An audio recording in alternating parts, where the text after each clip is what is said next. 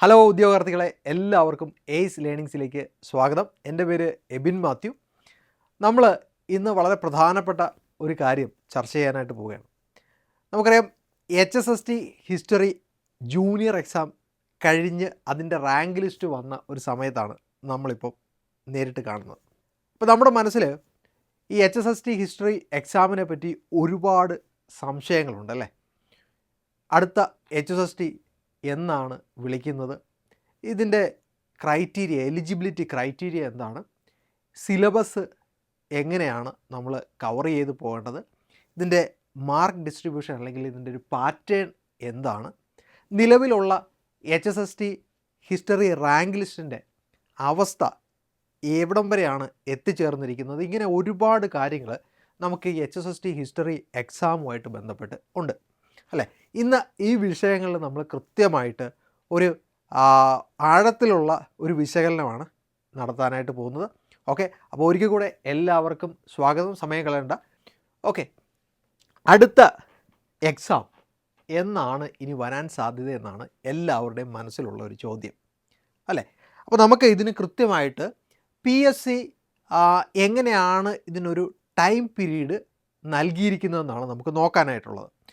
അപ്പം ഒരു 4-5 വർഷത്തെ ഒരു കണക്ക് നമ്മൾ എടുക്കുകയാണെങ്കിൽ, ഉദാഹരണമായിട്ട് നമുക്കൊരു 2014 മുതലുള്ള ഒരു ടൈം ഗ്യാപ്പ് നമുക്കൊന്ന് നോക്കാം. ഇപ്പോൾ 2014 നമുക്ക് ഒരു HSST ജൂനിയർ എക്സാം നടത്തപ്പെട്ടിരുന്നു. അതിനുശേഷം നമുക്ക് അടുത്ത എക്സാം വന്നിരിക്കുന്നത് 2017 2017 നടന്നത് HSST ജൂനിയർ എക്സാമാണ്. വീണ്ടും നമുക്ക് അടുത്ത ഒരു എക്സാം വിളിച്ചിരിക്കുന്നത് 2019. എന്നാൽ 2019 വിളിച്ച എക്സാം എന്ന് പറഞ്ഞു കഴിഞ്ഞാൽ HSST ഹിസ്റ്ററി സീനിയറാണ് വിളിച്ചിരിക്കുന്നത്. ഓക്കെ, പിന്നീട് അടുത്ത എക്സാം വന്നിരിക്കുന്നത് 2023 HSST എക്സാം വിളിച്ചത്. അപ്പോൾ ഈ എക്സാമിൻ്റെ റിസൾട്ട് വന്നു. അതിനുശേഷം അതിൻ്റെ റാങ്ക് ലിസ്റ്റ് പ്രസിദ്ധീകരിച്ചു. നിലവിൽ അതിൻ്റെ പ്രോസസ്സുകൾ നടന്നുകൊണ്ടിരിക്കുന്ന ഒരു സാഹചര്യത്തിലാണ് നമ്മളിപ്പം ഈ ഒരു കാര്യം ഡിസ്കസ് ചെയ്തുകൊണ്ടിരിക്കുന്നത്. ഓക്കെ, അപ്പോൾ ഇവിടെ നമ്മൾ നോക്കുകയാണെങ്കിൽ 2014 കഴിഞ്ഞ് പിന്നീട് വിളിച്ചത് 2017 അല്ലേ. അപ്പോൾ ഒരു 3 വർഷത്തെ ഗ്യാപ്പ് അവിടെ വന്നിട്ടുണ്ട്. അതിനുശേഷം 2019 വിളിച്ചത് ഞാൻ പറഞ്ഞു സീനിയർ എക്സാമാണ്, 2 വർഷത്തെ ഒരു ഗ്യാപ്പാണ് അവിടെ വന്നിരിക്കുന്നത്. പിന്നീട് 2023 വിളിച്ചിരിക്കുന്നത്. ഈ ഒരു കാലഗണന വെച്ച് നോക്കുകയാണെങ്കിൽ PSC അടുത്ത HSST ഹിസ്റ്ററി എക്സാം വിളിക്കാനായിട്ടുള്ള സാധ്യത ഏറ്റവും കൂടുതലുള്ളത് 2026 ജൂൺ മാസത്തിന് ശേഷമാണ്. 2026 ജൂൺ മാസത്തിന് ശേഷവും 2027 ആദ്യ വാരത്തിലും അല്ലെങ്കിൽ ആദ്യ ഭാഗത്തിലും നമുക്ക് അടുത്ത HSST ഹിസ്റ്ററി എക്സാം നമുക്ക് പ്രതീക്ഷിക്കാം. ഓക്കെ, അപ്പം ഇത് നമുക്ക് ഏകദേശം കൃത്യമായിട്ട് പറയാനായിട്ട് സാധിക്കും. കാരണം നമ്മുടെ PSC എക്സാമുകൾ വിളിക്കുന്നതിന് ഒരു പാറ്റേൺ ഉണ്ട്, അതിൻ്റെ നോട്ടിഫിക്കേഷൻസിന് ഒരു കൃത്യമായിട്ടുള്ള പാറ്റേൺ ഉണ്ട്. അതിൻ്റെ അടിസ്ഥാനത്തിലാണ് നമുക്ക് ഈ ഒരു കാര്യം കണ്ടെത്താനായിട്ട് സാധിക്കുന്നത്. ഓക്കെ, അപ്പോൾ അതിൻ്റെ അർത്ഥം നമ്മൾ അതിനായിട്ടുള്ള പ്രിപ്പറേഷൻ ഇപ്പോഴേ തുടങ്ങണമെന്നുള്ളതാണ്. ഓക്കെ, സിലബസ് നമുക്കറിയാം, നമ്മൾ അത് ഡിസ്കസ് ചെയ്യുന്നുണ്ട്. ഓക്കെ, യെസ്, അടുത്ത ഒരു പ്രധാനപ്പെട്ട കാര്യത്തിലേക്ക് വന്നു കഴിഞ്ഞാൽ എല്ലാവരുടെയും മനസ്സിലുള്ള ഒരു പ്രധാനപ്പെട്ട ചോദ്യം ഇതിൻ്റെ എലിജിബിലിറ്റി ക്രൈറ്റീരിയ എന്താണെന്നുള്ളതാണ് അല്ലേ. എന്ത് ക്വാളിഫിക്കേഷനാണ് നമുക്ക് ഈ ഒരു പരീക്ഷ എഴുതാനായിട്ട് വേണ്ടത് എന്നുള്ളതാണ്. പ്രാഥമികമായിട്ട് നമ്മൾ ഹിസ്റ്ററി നമ്മുടെ ഐച്ഛിക വിഷയമായിട്ട് എടുക്കുകയും ആ വിഷയത്തിൽ നമ്മൾ പോസ്റ്റ് ഗ്രാജുവേഷൻ നേടുകയും ചെയ്യുക എന്നുള്ളതാണ് ആദ്യത്തെ പ്രധാനപ്പെട്ട നിബന്ധന അല്ലെങ്കിൽ ക്രൈറ്റീരിയ എന്ന് പറയുന്നത്. പിന്നീട് അടുത്ത പ്രധാനപ്പെട്ട കടമ്പ എന്ന് പറയുന്നത് BEd അല്ലെങ്കിൽ ബാച്ചിലർ ഓഫ് എഡ്യൂക്കേഷൻ എന്ന് പറയുന്ന നമ്മുടെ അംഗീകൃത യൂണിവേഴ്സിറ്റിയിൽ നിന്നുള്ള ഒരു ഡിഗ്രിയാണ് നമുക്ക് രണ്ടാമതായിട്ട് വേണ്ടത്. മൂന്നാമത്തെ ഏറ്റവും പ്രധാനപ്പെട്ട കടമ്പ എന്ന് പറയുന്നത് സെറ്റ് എക്സാം നമ്മൾ ക്വാളിഫൈ ചെയ്യുക എന്നുള്ളതാണ്. അപ്പോൾ സെറ്റ് എക്സാമിനെ പറ്റി പറയുകയാണെങ്കിൽ ഒരുപാട് കാര്യങ്ങൾ നമുക്ക് അതുമായിട്ട് ബന്ധപ്പെട്ട് പറയാനുണ്ട്. എന്നാലും വളരെ ചുരുക്കത്തിൽ പറയുകയാണെങ്കിൽ LBS സെൻ്ററാണ് നമുക്ക് സെറ്റ് എക്സാം കണ്ടക്ട് ചെയ്യുന്നത്. ഈ പരീക്ഷ നമ്മൾ ക്വാളിഫൈ ചെയ്തെങ്കിൽ മാത്രമേ ഉള്ളൂ നമുക്ക് ഹയർ സെക്കൻഡറി സ്കൂളിൽ അധ്യാപകനായിട്ട് ജോലി ചെയ്യാനായിട്ട് സാധിക്കുകയുള്ളൂ. അപ്പം സെറ്റ് എക്സാം ക്വാളിഫൈ ചെയ്ത് കഴിഞ്ഞാൽ അല്ലെങ്കിൽ ക്വാളിഫൈ ചെയ്തിരിക്കുന്നവരെ സംബന്ധിച്ചിടത്തോളം നമുക്ക് ഉറപ്പായിട്ടും HSST എക്സാം എഴുതാനായിട്ടുള്ള ക്വാളിഫിക്കേഷൻ അല്ലെങ്കിൽ എലിജിബിലിറ്റി നമ്മൾ അച്ചീവ് ചെയ്തു എന്നുള്ളതാണ്. ഇനി സെറ്റ് എക്സാം ക്വാളിഫൈ ചെയ്തിട്ടില്ല എന്നാൽ നെറ്റ് അല്ലെങ്കിൽ JRF അല്ലെങ്കിൽ MED തുടങ്ങിയ ഡിഗ്രികൾ കരസ്ഥമാക്കിയിട്ടുണ്ടെങ്കിൽ അങ്ങനെയുള്ളവർക്ക് സെറ്റ് എക്സാം വേണമെന്ന് ക്വാളിഫൈ ചെയ്യണമെന്ന് നിർബന്ധമില്ല. ഓക്കെ, അപ്പോൾ ഇങ്ങനെയുള്ള കാര്യങ്ങളൊക്കെയാണ് നമ്മൾ HSST എക്സാം എഴുതുന്നതിന് മുമ്പായിട്ട് നമ്മൾക്ക് വേണ്ട പ്രധാനപ്പെട്ട ക്വാളിഫിക്കേഷൻസ്. മറ്റൊരു പ്രധാനപ്പെട്ട കാര്യത്തിലേക്ക് നമ്മൾ വരികയാണെങ്കിൽ നമ്മുടെ സിലബസാണ്. അപ്പോൾ സിലബസിനെ സംബന്ധിച്ച് പറയുകയാണെങ്കിൽ HSST ഹിസ്റ്ററിയുടെ സിലബസ് എന്ന് പറയുന്നത് അത്യാവശ്യം വളരെ ഡീറ്റെയിൽഡ് ആയിട്ടുള്ള സിലബസ് തന്നെയാണ്. Indian history, world history, Kerala history, അതുപോലെ തന്നെ ജനറൽ പേപ്പർ, ഹിസ്റ്റോറിയോഗ്രാഫി, മെത്തഡോളജി, അങ്ങനെ വ്യത്യസ്ത മേഖലകൾ ഉൾക്കൊള്ളുന്ന വളരെ ഡീറ്റെയിൽഡ് ആയിട്ടുള്ള ഒരു സിലബസാണ് നമുക്ക് പഠിക്കാനായിട്ട് തന്നിരിക്കുന്നത്. അതുകൊണ്ട് തന്നെ ഈ ഒരു മേഖലയിലുള്ള അല്ലെങ്കിൽ ഈ പരീക്ഷയ്ക്ക് വേണ്ടിയിട്ടുള്ള പഠനമെന്ന് പറയുന്നത് 1 മാസം കൊണ്ടോ അല്ലെങ്കിൽ 2 മാസം കൊണ്ടോ 3 മാസം കൊണ്ടോ നമുക്ക് ഒതുക്കി നിർത്താവുന്ന ഒന്നല്ല.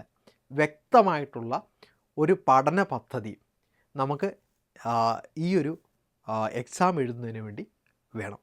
കാരണം നമ്മുടെ സിലബസ് തന്നെയാണ്. അപ്പോൾ ആ സിലബസിലേക്ക് നമുക്ക് വരികയാണെങ്കിൽ സിലബസിലെ പ്രധാനപ്പെട്ട മൊഡ്യൂൾസ് നമുക്കൊന്ന് പരിചയപ്പെട്ടു പോകേണ്ടതായിട്ടുണ്ട്. ഓക്കെ, നമ്മുടെ സബ്ജക്റ്റ് സൈഡിലേക്ക് അല്ലെങ്കിൽ സബ്ജക്റ്റ് പേപ്പറിലേക്ക് വരികയാണെങ്കിൽ നമുക്ക് മൊഡ്യൂൾ 1 എന്ന് പറയുന്നത് ഹിസ്റ്റോറിയോഗ്രാഫിയാണ്. ഹിസ്റ്റോറിയോഗ്രാഫിയെ സംബന്ധിച്ചിടത്തോളം നമുക്ക് നമ്മൾ PG ലെവലിൽ കവർ ചെയ്ത് വളരെ ഡീറ്റെയിൽഡ് ആയിട്ട് കവർ ചെയ്ത് പോകുന്ന ഒരു ഭാഗമാണ്. എന്നാൽ അവിടെ വരുന്ന ഒരു പ്രധാനപ്പെട്ട പ്രശ്നം എന്താണെന്ന് പറഞ്ഞു കഴിഞ്ഞാൽ PG കഴിഞ്ഞിട്ട് വളരെ നാളുകൾ നമുക്കൊരു ഗ്യാപ്പൊക്കെ വന്നവർ ഒരുപാട് പേരുണ്ടാകും. സ്വാഭാവികമായിട്ടും നമ്മൾ ചിലപ്പോൾ PG കഴിഞ്ഞ് ജോലിക്കൊക്കെ പോകുന്നവരുണ്ടാകും. അപ്പോൾ ഈ ഒരു മേഖല എന്ന് പറഞ്ഞു കഴിഞ്ഞാൽ എല്ലാ കുട്ടികൾക്കും കുറച്ച് പഠിച്ചെടുക്കാനായിട്ട് ഒരു ബുദ്ധിമുട്ട് വരുന്ന ഒരു ഭാഗമാണ്. അപ്പോൾ ഈ ഭാഗം നമ്മൾ വളരെ നേരത്തെ തന്നെ പഠിച്ചു തുടങ്ങേണ്ടുന്ന ഒരു ഭാഗമാണ്. ഏത്? ഹിസ്റ്റോറിയോഗ്രാഫി. 10 മാർക്കിൻ്റെ ക്വസ്റ്റ്യൻ ഈ പോർഷനിൽ നിന്ന് മാത്രമായിട്ട് നമുക്ക് ചോദിക്കാറുണ്ട്. അതുപോലെ തന്നെ ഇതിൻ്റെ കൂട്ടത്തിൽ തന്നെ നമുക്ക് മെത്തഡോളജി എന്ന് പറയുന്ന ഭാഗമുണ്ട്. ഹിസ്റ്റോറിക്കൽ മെത്തേഡ് എന്ന് പറയുന്ന ഭാഗം. അതും കുറച്ച് തിയററ്റിക്കലായിട്ട് നമ്മൾ പഠിച്ചെടുക്കേണ്ട ഭാഗമാണ്. ഈ 2 ടോപ്പിക്കുകളും നമ്മുടെ എക്സാമിൻ്റെ വിജയത്തെ അല്ലെങ്കിൽ എക്സാമിൻ്റെ മാർക്കിനെ സ്വാധീനിക്കുന്ന ഏറ്റവും പ്രധാനപ്പെട്ട 2 മേഖലകളാണ്. ഇനി അടുത്ത മൊഡ്യൂളിലേക്ക് വരുവാണെങ്കിൽ നമുക്ക് വേൾഡ് ഹിസ്റ്ററിയാണ് പഠിക്കാനായിട്ട് ഉള്ളത്. അപ്പോൾ വേൾഡ് ഹിസ്റ്ററിയെ സംബന്ധിച്ചിടത്തോളം നമുക്ക് ഇൻഡസ്ട്രിയൽ റവല്യൂഷൻ അല്ലെങ്കിൽ ഗ്ലോറിയസ് റവല്യൂഷൻ കാലഘട്ടം മുതൽ ഇങ്ങോട്ടുള്ള കാലഘട്ടത്തെ പറ്റിയാണ് നമ്മൾ പ്രധാനമായിട്ടും നമുക്ക് ചോദ്യങ്ങൾ വരുന്നത്.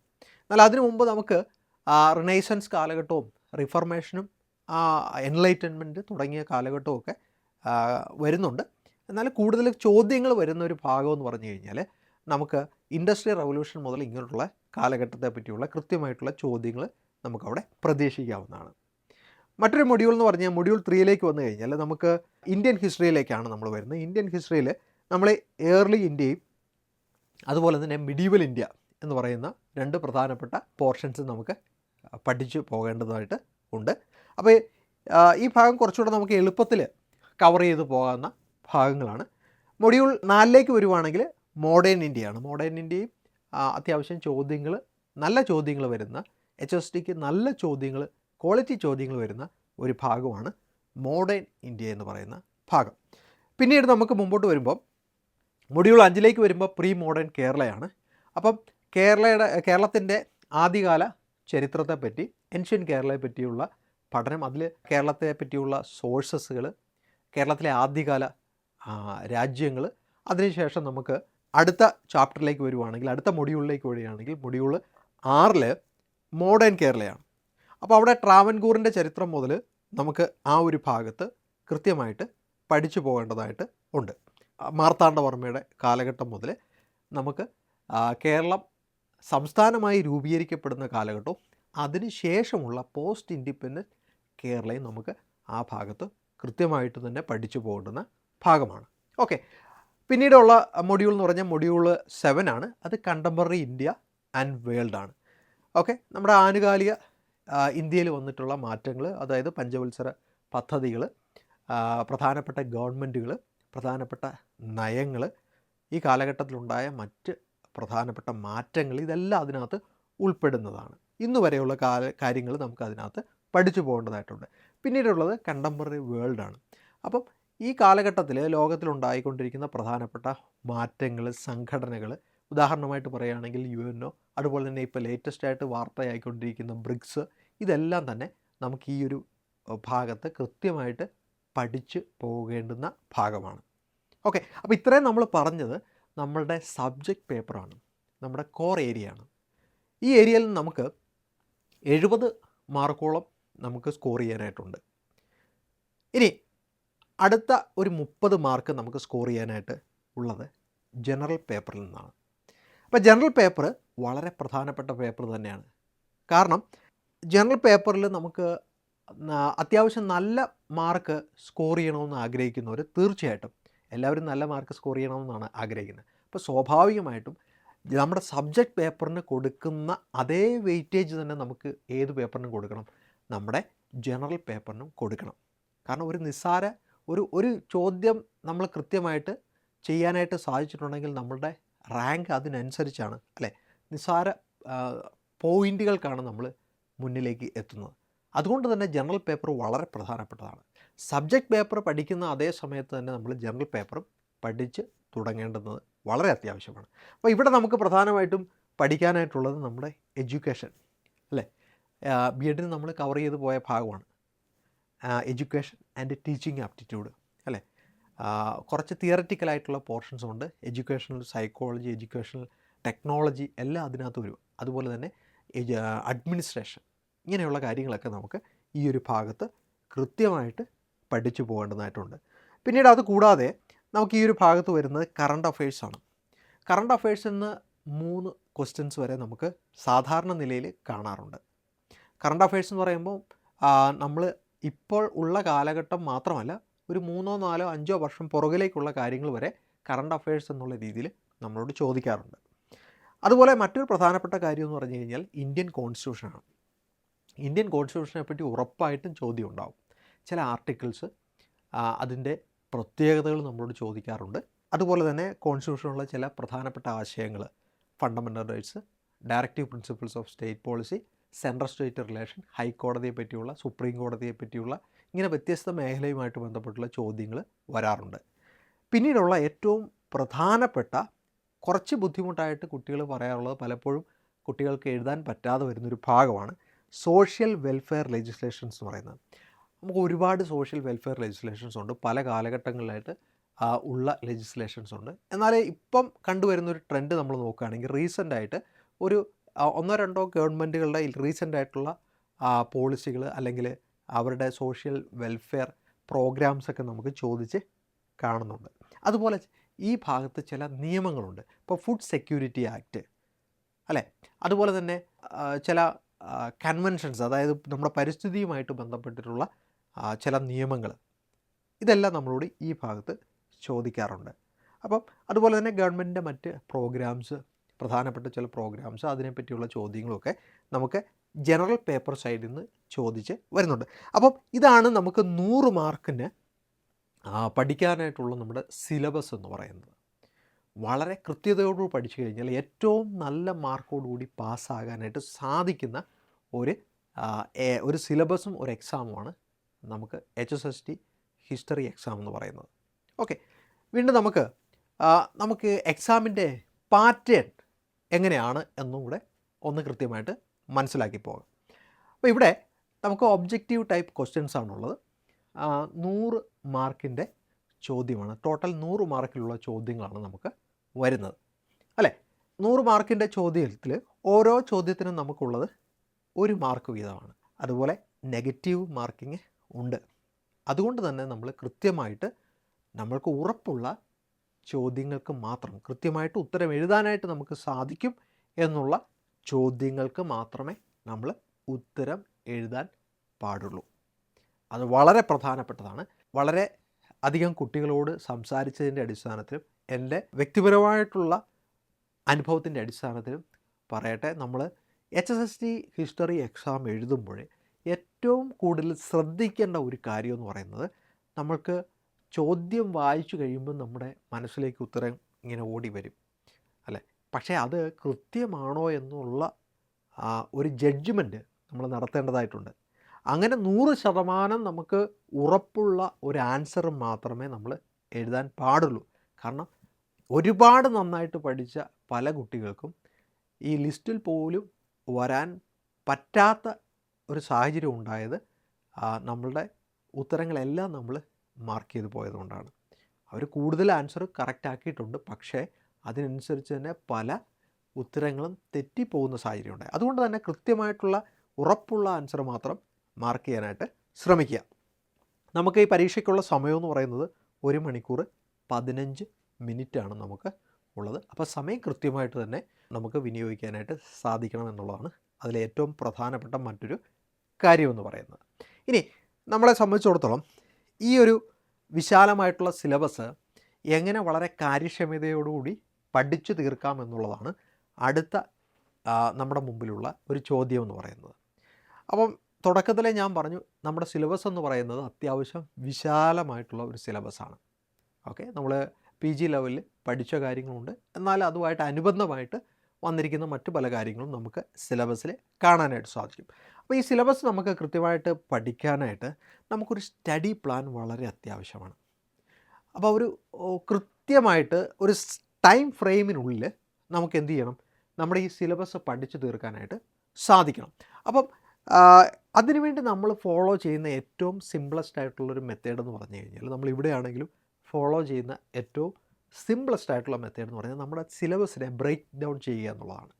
സിലബസിനെ കൃത്യമായിട്ടുള്ള വ്യത്യസ്ത ഭാഗങ്ങളായി മുറിച്ചുകൊണ്ട് ആ സമയപരിധിക്കുള്ളിൽ നമ്മുടെ സിലബസിലെ ടോപ്പിക്കുകൾ കവർ ചെയ്ത് പോവുക എന്നുള്ളതാണ്. അതിന് നമുക്ക് കുറച്ച് ദിവസങ്ങൾ കൃത്യമായിട്ട് എടുത്ത് പഠിക്കേണ്ടതായിട്ട് ഉണ്ട്, പ്രത്യേകിച്ചും ഹിസ്റ്ററി പോലെയുള്ള ഒരു വിഷയത്തിൽ. രണ്ടാമത്തത്, നമ്മുടെ പഠനം തുടങ്ങിക്കഴിഞ്ഞാൽ ഹിസ്റ്ററിയെ സംബന്ധിച്ചിടത്തോളം ഹിസ്റ്ററിയിലുള്ള പ്രധാനപ്പെട്ട ഇവൻറ്റുകൾ, കീ ഇവൻറ്റുകൾ നമുക്ക് ഒരു ടൈം ലൈനിലാക്കുക എന്നുള്ളതാണ്. അതിൻ്റെ പുറകിലുള്ള കാര്യമെന്ന് പറയുന്നത്, ചരിത്ര സംഭവങ്ങൾക്ക് ഒരു സ്വീക്വൻസ് ഉണ്ട്, ഒന്നിന് ശേഷം മറ്റൊന്ന്, അതിനുശേഷം മറ്റൊന്ന് എന്നുള്ളത്. ഈ സ്വീക്വൻസ് നമ്മൾ കൃത്യമായിട്ട് മനസ്സിലാക്കി കഴിഞ്ഞാൽ പരീക്ഷയ്ക്ക് അത് ഏറ്റവും നല്ല രീതിയിൽ നമുക്ക് ഉപകാരപ്പെടുന്ന ഒരു കാര്യമാണ്. അപ്പോൾ നമുക്ക് ഒരു time line of historical events വളരെ അത്യാവശ്യമാണ്. മറ്റൊരു കാര്യം, യൂസ് ആക്റ്റീവ് റീഡിങ്. നമുക്ക് നമ്മുടെ വായന പരീക്ഷ അടുക്കുമ്പോഴുള്ള വായന മാത്രമല്ല, പരീക്ഷയ്ക്ക് വേണ്ടി നേരത്തെ തന്നെ തയ്യാറെടുത്തുകൊണ്ട് നമ്മുടെ കൃത്യതയോടുള്ള വായന, അതായത് സിലബസിൽ പറഞ്ഞിരിക്കുന്ന ടോപ്പിക്കുകളിലുള്ള വായന നമുക്ക് ആവശ്യമാണ്. അതുകൊണ്ട് തന്നെ വായിക്കുന്ന ഭാഗങ്ങളിൽ ചെറിയ നോട്ടുകളായിട്ട് കുറിക്കുകയും അത് ഹൈലൈറ്റ് ചെയ്ത് കൃത്യമായോടുകൂടി പഠിച്ചു എന്നുള്ള കാര്യം ഉറപ്പുവരുത്തുകയും ചെയ്യേണ്ടത് വളരെ പ്രധാനപ്പെട്ട കാര്യമാണ്. മറ്റൊന്ന്, നമുക്ക് പരീക്ഷയിൽ ഏറ്റവും സഹായകരമായ മറ്റൊരു കാര്യം എന്ന് പറയുന്നത് PSC ഇതിനു മുമ്പ് ചോദിച്ചിട്ടുള്ള ചോദ്യങ്ങളിലൂടെ കടന്നു പോകുക എന്നുള്ളതാണ്. ഈ ചോദ്യങ്ങളിലൂടെ കടന്നു പോകുന്നത് കൊണ്ട് നമുക്ക് കിട്ടുന്ന ഏറ്റവും വലിയ ഒരു ഗുണമെന്ന് പറയുന്നത്, അടുത്ത പ്രാവശ്യം നമുക്ക് ഏത് ഭാഗത്തു നിന്നാണ് ചോദ്യം വരുന്നതെന്നുള്ളത് കൃത്യമായിട്ട് ഐഡൻറ്റിഫൈ ചെയ്യാനായിട്ട് സാധിക്കുന്നു എന്നുള്ളതാണ്. അടുത്ത ശ്രദ്ധിക്കേണ്ട ഏറ്റവും പ്രധാനപ്പെട്ട കാര്യം എന്ന് പറയുന്നത്, നമ്മൾ ഉപയോഗിക്കുന്ന നമ്മുടെ റഫറൻസ് മെറ്റീരിയലുകളാണ്. ഈ മെറ്റീരിയൽസ് നമുക്ക് പരീക്ഷയ്ക്ക് ഉപകാരപ്പെടുന്നുണ്ടോ ഇല്ലയോ എന്നുള്ളത് കൃത്യമായിട്ട് തന്നെ നമ്മൾ ഐഡൻറ്റിഫൈ ചെയ്യണം. കാരണം നമുക്ക് ഒരുപാട് മെറ്റീരിയൽസ് ഓൺലൈനായിട്ട് അവൈലബിൾ ആയിട്ടുണ്ട്, മറ്റ് ഗൈഡുകൾ നമുക്ക് അവൈലബിൾ ആയിട്ടുണ്ട്. പക്ഷേ ഇതൊക്കെ നമുക്ക് ആധികാരികമായിട്ട് ഫോളോ ചെയ്യാൻ പറ്റുമോ? ഇല്ല എന്നുള്ളതാണ് അതിൻ്റെ അർത്ഥം. അപ്പോൾ നമ്മൾ എന്താണ് ചെയ്യേണ്ടത്? നമ്മളെ സംബന്ധിച്ചിടത്തോളം നമ്മുടെ സിലബസിൽ പറഞ്ഞിരിക്കുന്ന ടോപ്പിക്കുകൾ എവിടെ നിന്നാണ് വന്നിരിക്കുന്നത് എന്നുള്ളത് ഐഡൻറ്റിഫൈ ചെയ്യുക. അത് ഐഡൻറ്റിഫൈ ചെയ്യുകയാണെങ്കിൽ നമുക്ക് 2 പ്രധാനപ്പെട്ട സോഴ്സുകളാണ് കാണാനായിട്ട് പറ്റുന്നത്. ഒന്ന്, നമ്മുടെ NCERT ടെക്സ്റ്റ് ബുക്കുകൾ, അതുപോലെ തന്നെ SCERT ടെക്സ്റ്റ് ബുക്കുകൾ. ഈ ടെക്സ്റ്റ് ബുക്കുകളുടെ പ്രത്യേകത എന്ന് പറഞ്ഞു കഴിഞ്ഞാൽ, മറ്റ് ആധികാരികമായിട്ടുള്ള ചരിത്രകാരന്മാർ എഴുതിയിട്ടുള്ള വർക്കുകളുടെ അടിസ്ഥാനത്തിൽ എഡിറ്റ് ചെയ്ത വർക്കുകളാണ്. അപ്പോൾ അതുകൊണ്ട് തന്നെ നമ്മൾ ആധികാരികമായിട്ട് വായിച്ച് പോകേണ്ട വർക്കുകൾ എന്ന് പറയുന്നത്, ഉദാഹരണമായിട്ട് പറയുകയാണെങ്കിൽ വണ്ടർ ദാറ്റ് വാസ് ഇന്ത്യ എന്ന് പറയുന്ന വർക്ക് എൽ ഭാഷം എഴുതിയ വർക്കാണ്. മിഡീവൽ ഇന്ത്യക്ക് അതുപോലെ തന്നെ ഏർലി മിഡീവൽ ഇന്ത്യ ഒക്കെ മനസ്സിലാക്കാനായിട്ട് പറ്റുന്ന ഏറ്റവും നല്ല ഒരു വർക്കാണ് വണ്ടർ ദാറ്റ് വാസ് ഇന്ത്യ എന്ന് പറയുന്ന വർക്ക്. ഏൻഷ്യൻ്റ് ഇന്ത്യയെ സംബന്ധിച്ച് പറയുകയാണെങ്കിൽ നമുക്ക് നമ്മുടെ ജനകീയ ചരിത്രകാരനായിട്ടുള്ള RS ശർമ്മ എഴുതിയ വർക്കാണ് ഏറ്റവും നല്ലത്. എല്ലാവരും ഒന്ന് വായിച്ചിരിക്കേണ്ട വർക്കും കൂടിയാണത്. മിഡീവൽ ഇന്ത്യയിലേക്ക് വരികയാണെങ്കിൽ സതീഷ് ചന്ദ്രയുടെ മിഡീവൽ ഇന്ത്യയാണ് നാളുകളായിട്ട് നമ്മുടെ ടെക്സ്റ്റ് ബുക്കുകളിൽ കാണുന്നതെന്ന് പറയുന്നത്. പിന്നീട് മോഡേൺ ഇന്ത്യയുടെ കാര്യത്തിലും നമുക്ക് ബിപിൻ ചന്ദ്ര ഫോളോ ചെയ്യാവുന്ന ഏറ്റവും നല്ലൊരു വർക്കാണ്. ബിപിൻ ചന്ദ്രയുടെ പല എഡിഷൻസ് ഉണ്ട്. വളരെ എളുപ്പത്തിൽ സിമ്പിൾ ലാംഗ്വേജിൽ എഴുതിയിട്ടുള്ള ബിപിൻ ചന്ദ്രയുടെ മോഡേൺ ഇന്ത്യ ഉണ്ട്. സ്ട്രഗിൾ ഫോർ ഇൻഡിപെൻഡൻസ് എന്ന് പറയുന്ന വർക്ക് വളരെ നല്ല ഒരു വർക്കാണ്. കേരള ഹിസ്റ്ററിയിലേക്ക് വരികയാണെങ്കിൽ നമുക്ക് ശ്രീധര മേനോൻ്റെ ആധികാരികമായ വർക്കാണ് A survey of Kerala history എന്ന് പറയുന്ന വർക്ക്. അതുമാത്രമല്ല നമുക്ക് രാഘവ് വാര്യരും രാജൻ ഗുരുക്കളും എഴുതിയ കേരള ചരിത്രമുണ്ട്. അതും നമുക്ക് ഈ ഒരു പഠനത്തിന് വേണ്ടി ഉപയോഗിക്കാൻ പറ്റുന്ന ഏറ്റവും നല്ല വർക്കുകളിലൊന്നാണ്. പിന്നെ നമുക്ക് വേൾഡ് ഹിസ്റ്ററിയിലേക്ക് വരുമ്പം world history by Jain and Mathur അവരെഴുതിയ വർക്കുണ്ട്. വേൾഡ് ഹിസ്റ്ററിയിലെ എല്ലാ ഭാഗവും തന്നെ കവർ ചെയ്ത് കൃത്യമായിട്ട് പോകുന്ന ഒരു വർക്കാണ്. മറ്റ് സോഴ്സസിലേക്ക് വരികയാണെങ്കിൽ NCERT ടെക്സ്റ്റ് ബുക്കുകൾ നമുക്ക് ഉപയോഗിക്കാം. നമുക്കൊരു ഹൈസ്കൂൾ തലത്തിലും ഉള്ള പുസ്തകങ്ങൾ മുതൽ ബുക്കുകൾ മുതൽ +1 +2 ലെവലിലുള്ള വർക്കുകൾ നമുക്ക് പഠനത്തിന് വേണ്ടി കൃത്യമായിട്ട് ഉപയോഗിക്കാനായിട്ട് പറ്റും. PSC പ്രീവിയസ് ഇയർ ക്വസ്റ്റ്യൻസിൻ്റെ കാര്യം നമ്മൾ നേരത്തെ തന്നെ പറഞ്ഞു. അവിടെ നമുക്ക് പ്രധാനമായിട്ടും ഈ ക്വസ്റ്റ്യൻ പേപ്പർ വഴി ഐഡൻറ്റിഫൈ ചെയ്യാൻ പറ്റുന്ന ടോപ്പിക്കുകളാണ്. അതായത് നിരന്തരമായിട്ട് ചോദിച്ചു വരുന്ന ടോപ്പിക്കുകൾ നമുക്ക് ഐഡൻറ്റിഫൈ ചെയ്യാനായിട്ട് പറ്റും.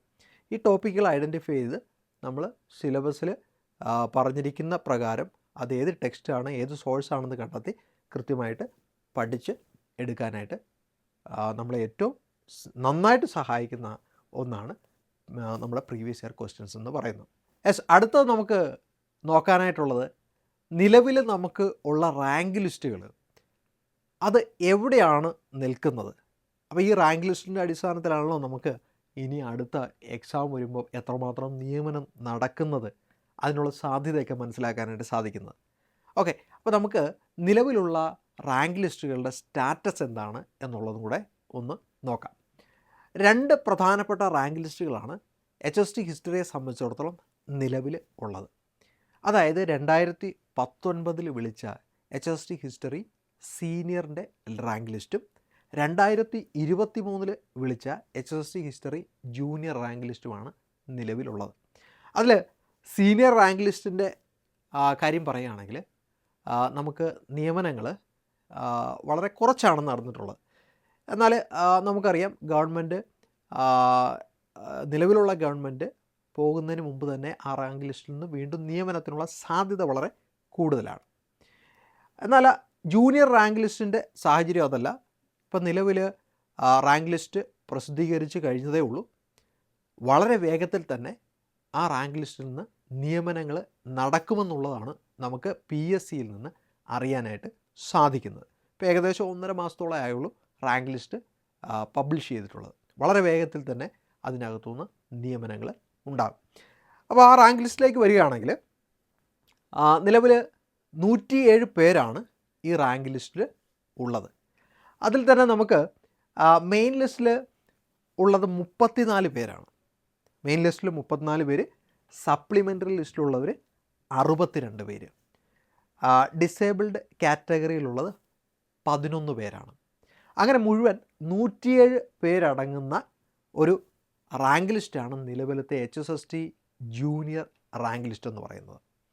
അപ്പോൾ ഈ റാങ്ക് ലിസ്റ്റിനെ സംബന്ധിച്ചിടത്തോളം എയ്സിന് അഭിമാനകരമായിട്ടുള്ള നേട്ടം നേടിയെടുക്കാനായിട്ട് സാധിച്ചിട്ടുണ്ട്. HST ഹിസ്റ്ററി ജൂനിയർ റാങ്ക് ലിസ്റ്റിലെ ആദ്യ റാങ്കുകളിൽ വന്നതെല്ലാം തന്നെ എയ്സിൽ നിന്നുള്ള കുട്ടികളായിരുന്നു. നമ്മൾ നോക്കുകയാണെങ്കിൽ 2ാം rank, 3ാം rank, 4ാം rank, 5ാം rank, 6ാം rank ഈ റാങ്കുകൾ നേടിയെടുക്കാനായിട്ട് നമ്മുടെ കുട്ടികൾക്ക് സാധിച്ചു. തീർച്ചയായിട്ടും അഭിനന്ദാർഹമായിട്ടുള്ള നേട്ടമാണ് കൈവരിക്കാനായിട്ട് സാധിച്ചത്. മാത്രമല്ല ഇതുകൊണ്ട് തീർന്നില്ല, ഇനിയുമുണ്ട്. നമ്മുടെ മറ്റു കുട്ടികളും, അതായത് 11, 15, 16, 18, 22, 24, 29, 34 ഈ റാങ്കുകളെല്ലാം തന്നെ നമ്മുടെ കുട്ടികൾക്ക് കരസ്ഥമാക്കാനായിട്ട് സാധിച്ചു. ഇതൊരു ചെറിയ നേട്ടമല്ല. നമുക്കറിയാം 107 പേര് മാത്രമാണ് ഈ ഒരു റാങ്ക് ലിസ്റ്റിൽ ഉള്ളത്. അതിലെ മെയിൻ ലിസ്റ്റിലെ പ്രധാനപ്പെട്ട 13ഓളം റാങ്കുകൾ നമുക്ക് നേടിയെടുക്കാനായിട്ട് സാധിച്ചു എന്നുള്ളത് എയ്സിനെ സംബന്ധിച്ചിടത്തോളം അഭിമാനാർഹമായിട്ടുള്ള ഒരു നേട്ടമാണ്. ഓക്കെ, ഈ ഒരു നേട്ടം നമുക്ക് അടുത്ത HST എക്സാമിനും തുടരേണ്ടതായിട്ടുണ്ട്. അതിനുവേണ്ടി എല്ലാ തയ്യാറെടുപ്പുകളിലും നമ്മുടെ ടീം ഇപ്പോൾ തന്നെ വ്യാപൃതരാണ്.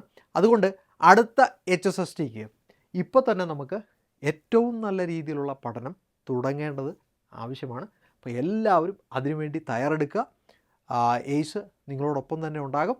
ഓക്കെ, അപ്പോൾ മറ്റൊരു വീഡിയോയുമായിട്ട് നമുക്ക് വീണ്ടും കാണാം. Thank you.